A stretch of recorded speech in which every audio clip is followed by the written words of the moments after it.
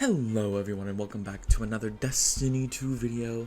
Today we're talking about how Bungie can try and make that reputation a little bit better before Final Shape, because let's be honest, the PR and the community in general has just not been vibing with Bungie recently. Here are some bullet points that can make it easier before the Final Shape comes out. So the number one thing I think that needs to happen, and this is something that Astacross mentioned in his video, but this is just something that I've been thinking about for a while, because recently I brought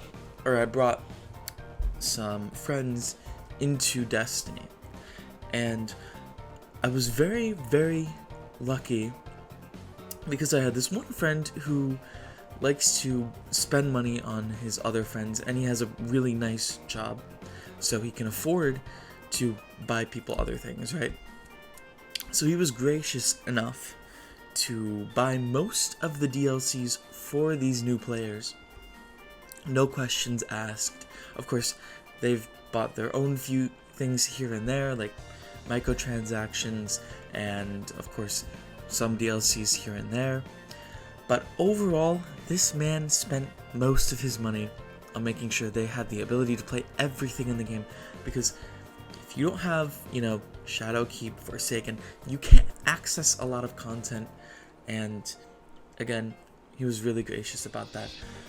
But Bungie just hasn't bundled this together. It's confusing, and again, I don't want to beat this too much because it's kind of a topic that's been beat up pretty fairly. I know that World of Warcraft had an issue like this, where you had to also buy its past expansions in order to play the newest one.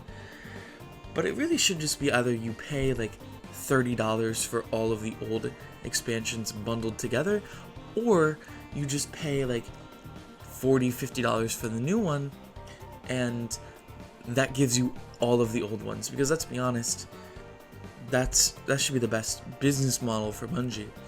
Because this game is definitely free to try, but once you try it, you are essentially putting yourself in a potential money pit because of the amount of money you have to spend just to be able to access most of the content.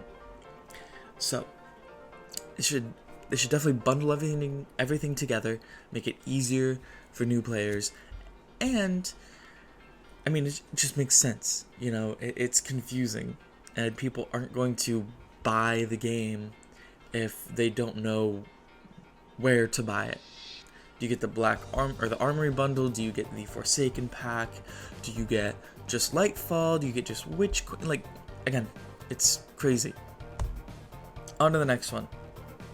We need a PvP patch addressing things like cheaters, and Bungie needs to lay out a plan for new maps and activities, because whatever they had previously just isn't cutting it. We need more content for PvP, and we don't need it in Final Shape. We need it way sooner than that. I hope Bungie has something in the works for some kind of patch that comes out sooner rather than later, because man, it has been a struggle to even think about loading up PvP. And I don't know, I mean, the way you can look at this if you're Bungie is there are ways to increase playtime by having variety.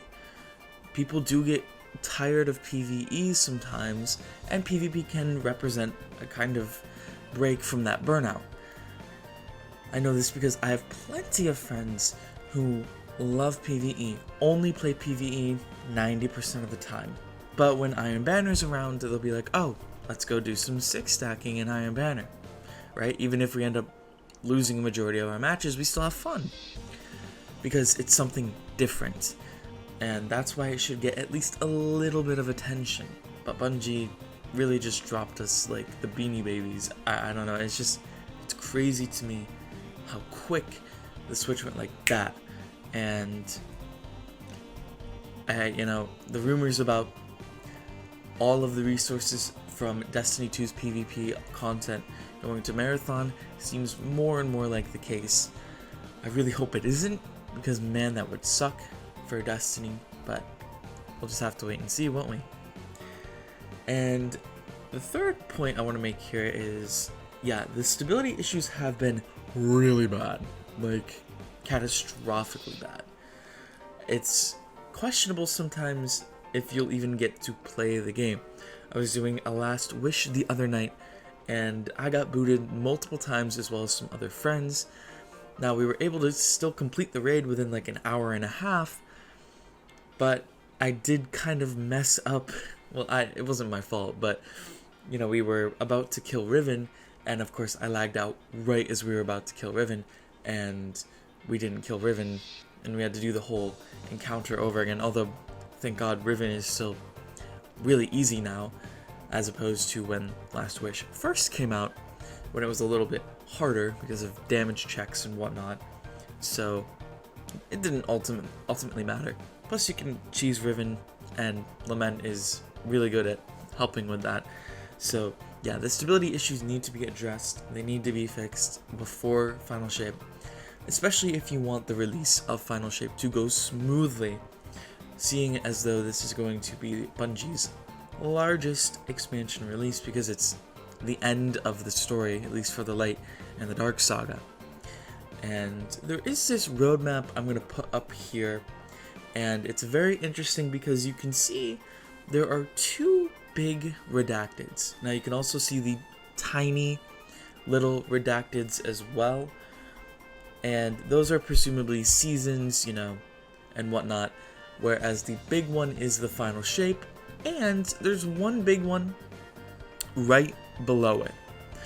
So that means Bungie's going to release the Final Shape and some other kind of big content drop not too far after. If this is true, there are potential scenarios, one of which is perhaps, and I've seen this floating around on Twitter. If you've seen this idea, I probably got it from whoever you're seeing it from, but it's the rumor that Bungie is going to merge Destiny 1 with Destiny 2 and put all of that content into one game. Presumably the engine updates they've been making might make this possible, although it seems unlikely. This is just one scenario. The other one is maybe it's some kind of 10th anniversary pack that is similar to the 30th anniversary pack, has a dungeon, new activity, new loot, all that jazz. Again, this is just another possibility, so we'll have to wait and see, but it's a very interesting prospect nonetheless, because we could be getting a crap ton of content when the Final Shape comes out, and hey, I'm here for it. The last point I want to make is kind of a common sense one, and I think Bungie has been doing this, and that is just to continue to make quality of life updates to the game, like loadouts and automatic full auto, because those are just things that should have been in the game for the longest time. And well, here we are now. Bungie's finally gotten the opportunity to add these things to the game, and I don't know about you guys, but I absolutely love loadouts in game. Dim is still a great feature to use, and you know, loadouts in game are just better because you can do it so much faster, and full auto will save your fingers on a keyboard or on a mouse. Actually, I don't know, maybe use your keyboard to fire as well, weirdos. I'm sorry, that was rude, but for me, who's a controller player, it saves my trigger finger a lot. Although using bows, that is the one reason I don't like using bows, because full auto doesn't work with that, and I guess it really shouldn't, because you kind of have to release the trigger to let the arrow go anyways. You know, I digress. So let me know what you guys think about how Bungie can patch up their reputation before the penultimate release of Destiny 2. Do so respectfully, please. Like, comment, subscribe if you haven't already. I know a lot of people who watch my videos are not subscribed. And I'll see you guys in the next one.